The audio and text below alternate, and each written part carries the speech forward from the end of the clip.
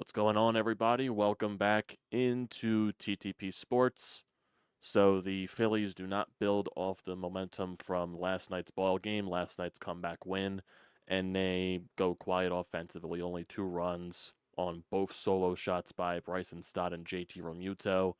Ranger Suarez on the mound. It was a completely different tale of two Rangers. The first and second inning, he started the game off retiring 5 different guys on strikeouts. Well, 5 guys in a row from the Braves on strikeouts and 2, 1, 2, 3 innings straight. In the third and the fourth inning were just completely different from what the first and the second inning were. Rangers' command completely fell off, could not locate his changeup, and he left his sinker basically right down the middle of the plate every time. Allows a back-to-back home runs to Arcia and Murphy, and then, just lets it explode a little bit more. Doesn't go past 4 innings, and not the ideal start that you want from Ranger, putting your team in another deficit again. And it also made it more exemplified because you were going up against Ronaldo Lopez, who has been very nasty this year. I'll give him that credit. But the Phillies' bats really just haven't been able to touch him whatsoever at all this year. I believe this is his first run allowed in a while against the Phillies. So I think in the last 16 innings he's faced them. I believe that is the first run he allowed on that Bryson Stott solo shot, which you were probably thinking to yourselves, maybe that could be the spark that they needed to get on the board. You make it with a 3-run game. Nope, just didn't turn out to be like that. Lazar, gives up a couple of runs, another home run to Arcia, and that is the situation right there. It's been a very long 24 hours, and for people that are tuning in here to maybe see me more fired up about this game, it was really hard for me to get emotionally invested in tonight's game. I still watched it regardless, just to try to clear my mind off everything. But today was hard. Today was very hard. Just emotionally draining and just a bad day. Just a very bad day overall. It started basically last night with the right after our recap from last night's game, and that's when all the stuff came out, all the rumors, and basically at this point you all know what I'm talking about right here. So basically, I'll go over the game a little bit here, and then I'll talk about basically everything else. So actually, I think I want to start off on this show is gonna be a little bit more messy than anything because the emotions are all over the place. I'm an emotional wreck, very emotionally drained, physically drained, just everything. So, actually, I'll start with the game. Get that over with, and then we'll get to what I think is more important about today. It's not in the show's title. I didn't want to make it like that because I feel like that wouldn't have been the right thing to do. So, let's go over today's game. Offense, like I said, just completely dead. Only 7 hits, and 5 of those actually came from Bryce Harper and Bryson Stott. Bryce Harper goes 3 for 4 with a couple of doubles, and this is also when you hear pregame that Bryce Harper is actually dealing with some type of minor injuries here. He is actually playing banged up. I believe it was a wrist injury and wrist soreness and elbow soreness that he is dealing with. So I think that really, and they're trying to say that hopefully it won't become an issue come October. And that's it where Bryce Harper is at right now. And that probably explains why he is going through the rut that he is going through and why we're not seeing any power from Bryce Harper. I think that really explains it right there. And granted, he goes 3 for 4 today with a couple of doubles, so kind of shut you up right there. But we'll have to see how Bryce Harper progresses in this. So we'll see how everything continues right there. Like I said, Bryson Stott had 2 hits today. He had a solo shot.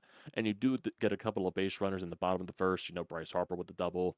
Nick Castellanos walks. You're not able to drive him home. Also, you don't have Alec Bowman in the lineup tonight because he's dealing with a little bit of wrist swelling from yesterday. There's no structural damage to his wrist, so that's perfectly fine. So hopefully he will be able to play tomorrow's game because I do think there's a little bit of missing with Bowman in the lineup when you have Sosa in there. Sosa had a really good run when Trey Turner was injured, but that magic clearly died off, and he is nowhere close to it. He really came back down to earth. So I think there is a little bit of, a missing presence there with Alec Bohm. But if you just look at the lineup in general, Kyle Schwarber was not good today, 0 for 4 with 3 strikeouts, and Kyle Schwarber has not been good over the last 15 games. So if you look at his stats over the last 15 games, they are pretty dreadful. I mean, pretty dreadful. His last 15 games, he's had 61 plate appearances, 9 hits, 6 runs, 4 RBIs, 7 walk, 26 strikeouts, a 148 batting average, a 246 on base, and a 197 slugging. That's in his last 15 games. It's not good. That's not good. And if you put it into his last 30 games, he only has a 422 slugging with a 216 average. So Kyle Schwarber has not hit a home run since the Grand Slam, and he has been really a liability at the plate right now. So it's not pretty. It's not pretty at all with Kyle. Just isn't. And that's basically it with Kyle Schwarber. Trey Turner, he goes over 4. Bryce Harper, like I said, 3 for 4 with 2 doubles, so it really wasn't his fault today. He showed up. Nick Castellanos 0 for 3 with a walk. Bryson Stott 2 for 4 with a solo shot. JT had a solo shot in this game as well. Brandon Marsh, he went 1 for 2 with a double and a walk. Edmundo Sosa goes 0 for 4. Rojas goes 0 for 3 with 2 strikeouts. Weston Wilson eventually came in the pinch hit. He went 0 for 1 in his final at bat.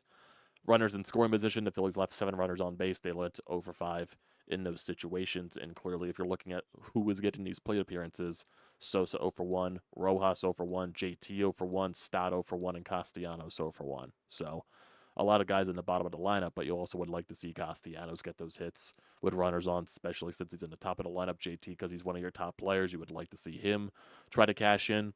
But then you go to the pitching side. Ranger Suarez, 4 innings, 5 hits, 4 earned runs, 1 walk, 6 strikeouts, and 2 home runs allowed. 78 pitches, 51 strikes. Ranger just completely lost it in the 3rd inning.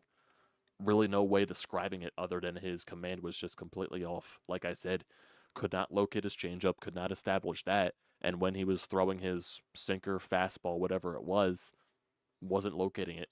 Location and command just completely went off for Ranger in the 3rd and the 4th inning.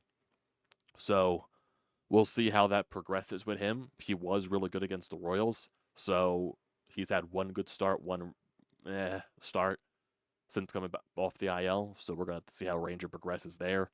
Ruiz came out of the bullpen in the 5th inning. He did his job, 1 walk, 1 strikeout. Lazar got roughed up. He allowed 2 hits, 2 earned runs, 1 walk, 1 strikeout on 24 pitches. Marte, he pitched 2 innings, 24 pitches, 1 earned run there, 2 hits. And then Banks pitched in the top of the 9th, 2 strikeouts on 9 pitches. So really not much to take away from there. Looking at the way the runs scored in today's game, you get the 2-out double by Harper in the 1st. Castellanos then walked, but then Bryson Stott grounded back out to Lopez there. Top of the 3rd, Arcia, Murphy, they lead off the inning with back-to-back solo shots. Then you go into that top of the 4th inning. Ozuna lit off with a double. Matt Olson singled. Laureano grounded out into a fielder's choice, so a run scored there. Harris singled, so you got 1st and 3rd once again. Arcia walked, so you had bases loaded. Murphy grounded out, so another run scored in that situation. Becomes 4-0, and then Ranger came out of that situation only allowing 2 runs, but that would be his final inning of the night. Stott homers in the 4th. Phillies then go down 1-2-3 after that. Bottom of the 5th, Phillies go down 1-2-3. Top of the 6th, when Lazar's out there, he gets the first 2 guys out. Then Arcia hits the home run. Murphy walks. Urshela doubles, which scores another run. Becomes 6-1 after that situation. Phillies go down 1-2-3 in the 6th. Another run scores in the top of the 7th thanks to Matt Olson. Bottom of the 7th, JT leads off with a solo shot. Then Brandon Marsh walks after having a very long at bat. Then you're thinking to yourself, the pitcher that is out there for the Braves right now, kind of lack of command here. Throwing a little bit all over the place. Sosa comes up the bat. Okay, he'll have the home run to JT, walk to Marsh, starts Sosa off in a 2-0 count. Maybe there's something to build off there. Nope. Sosa pops up in the foul territory. Rojas strikes out on 3 pitches, and then Schwarber strikes out in a full count when there were a lot of hanging pitches there in the strike zone. And then basically the rest of the game is the rest of the game. Not much offense the rest of the way. Bad game. Not liking the way that you responded after last night's win. And now tomorrow and Sunday you have Zach Wheeler on the bump against Max Fried tomorrow, and then it's going to be Nola on Sunday against Schwellenbach. You got to win these final 2 games. I am not accepting a split in this series, which I do have the somewhat feeling they are going to split. I just have that feeling in the gut in my stomach that they're going to split. It's just what I feel right now. So, like I said, with the pitching matchups, tomorrow Wheeler Max Fried, and then Noah Schwellenbach on Sunday. Both are nationally televised games. Got to win both of those. Got to win both of those. Just my personal opinion there. So, we'll see what happens. We'll see what happens there, and I'll definitely refresh through the Twitterverse just to see if there's anything following post game. But we'll see. And in terms of the division lead, it goes back to a 5-game division lead in terms of just that. So, got to win these final 2 games, in my opinion. Let's see. There's also, I guess, some good news today that you can consider. Jose Alvarado, he is back with the team. He is reinstated as going to be as of Sunday, so that's when he'll be back on the roster officially.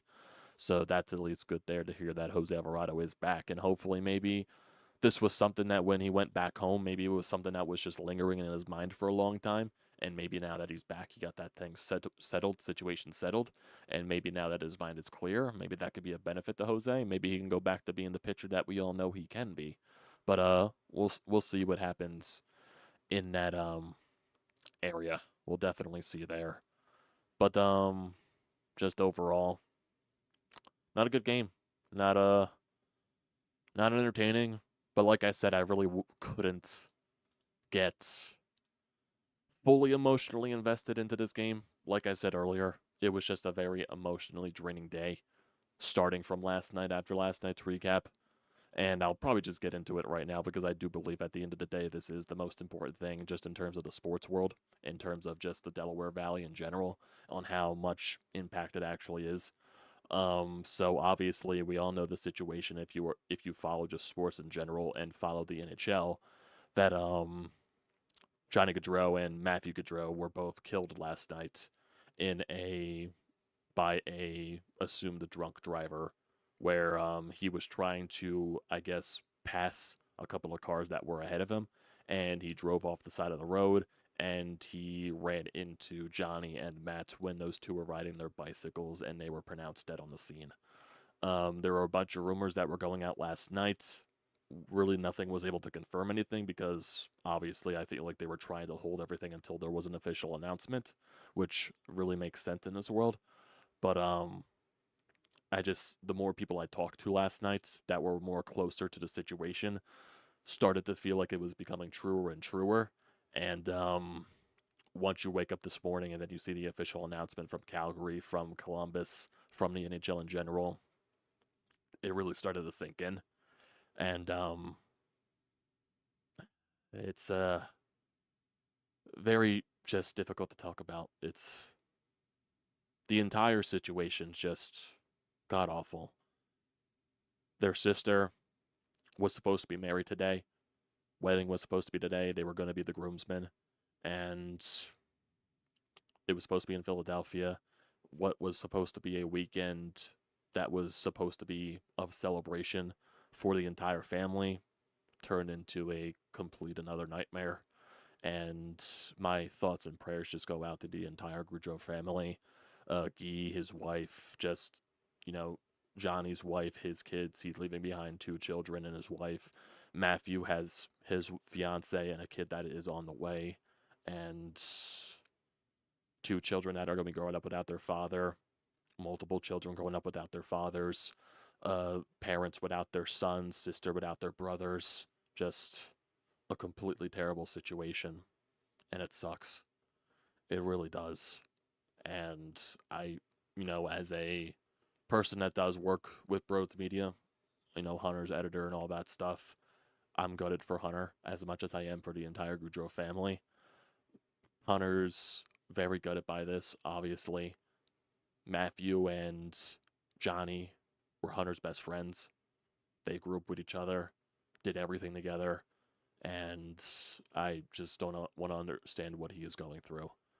I just don't want to imagine what he is going through right now. So everyone, just keep Hunter in your thoughts right there. So if you don't see anything under the BrodesMedia just thing in general, that's most likely why. And just just be there for Hunter and all that stuff, send him your support and all that, because it's very tough for him right now. It's very tough for a lot of people, and how much Johnny just, his impact and in the just his community in general.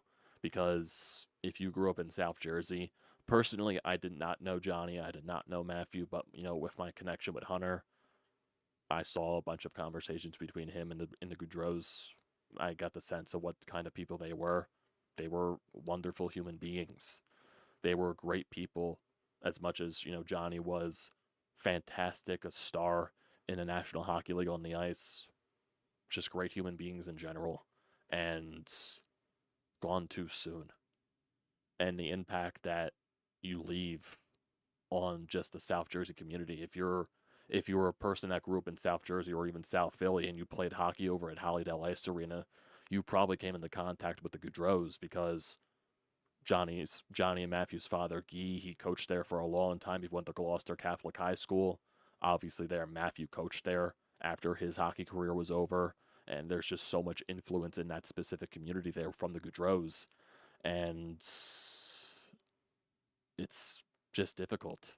And just on the hockey community in general, it's just another very tough loss for this league, and just another black hole there on just another player that has gone too soon. It's just like, even though I wasn't around at this point, my father, he even compared this really to like Pelle Lindbergh and all that stuff, on how just out of the blue and just insane it was that they were just gone like that. So, like, even like my heart even goes out to the Calgary fans where Johnny played for so long, even to the Columbus Blue Jackets fans. Johnny was only there for a short time, but he signed there long term, and he engraved himself into that community, both of the communities in Calgary and in Columbus. It's tough. It's very tough, and I feel for all of them. All of them. The fans, the teammates of Johnny Gaudreau. You saw so many players that reached out and just posted their feelings on Twitter. Johnny touched a lot of people. That's how great of a person that Johnny was. It really was.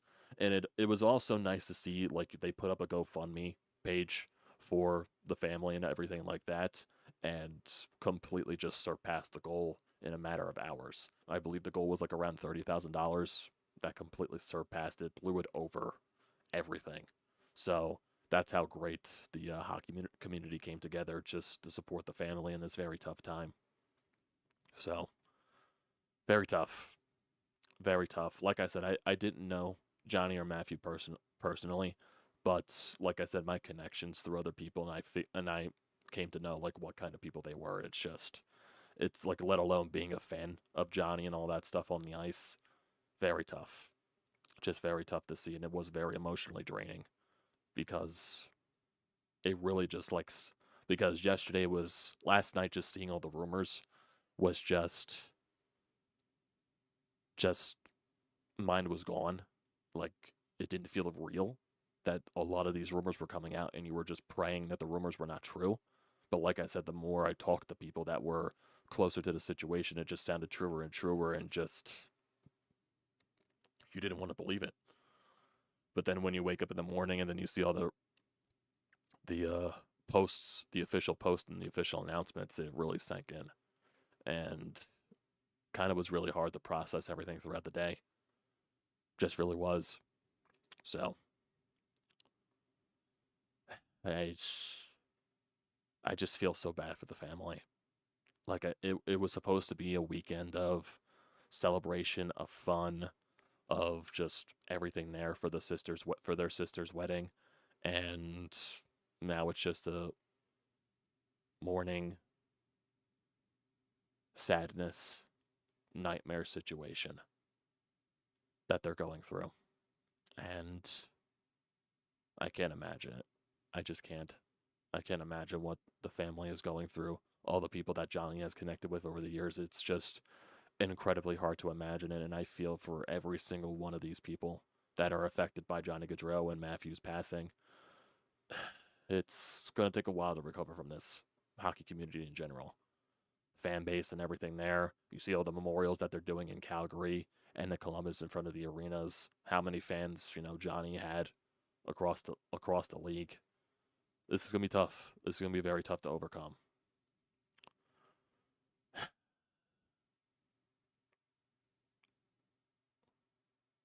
Thought I was gonna be able to do this more in a try to control the emotions, but I can kind of feel them coming back up, and I don't want to kind of lose it here on camera. So I apologize for that, because I just want to kind of get my thoughts on the entire situation and just send my thoughts and prayers out there to their families. It's hard. It really is. So, like, I really just was not able to get emotionally invested in tonight's Phillies game. It wasn't even like, we all use sports as a distraction. It just cut deep tonight. I just couldn't find myself to be distracted by the Phillies game. Just could not get emotionally invested because my mind was just other places. It just was. Just couldn't stop thinking about the entire situation. It's tough. It's tough. But like I said, just try to keep people in your thoughts. Keep the family in your thoughts. Like I said here at BrodesMedia, keep Hunter in your thoughts. Like I said, Hunter was best friends with Matthew and Johnny. Keep him in your thoughts. Him and Kara's wife, they've known him for a long time, and this is tough for them as well. So keep everyone in your thoughts, and we'll overcome this. Everyone always does, but it's gonna sting for a little bit. It really will. It really will. So I think that is where I'm going to end it off here. So I do appreciate everyone here that did join in tonight. I'm not going to really do the traditional spiel that I do at the end of every stream because I don't think it's the right proper time to do that, especially with everything that's going on. So, like I said, I just appreciate everyone here that's tuned in, and, just hold your families tighter tonight, because never know when something freak can happen. It just sucks. So we'll be back here tomorrow, boys, recapping tomorrow's Phillies game like usual. So appreciate you all for tuning in here, and I will see you next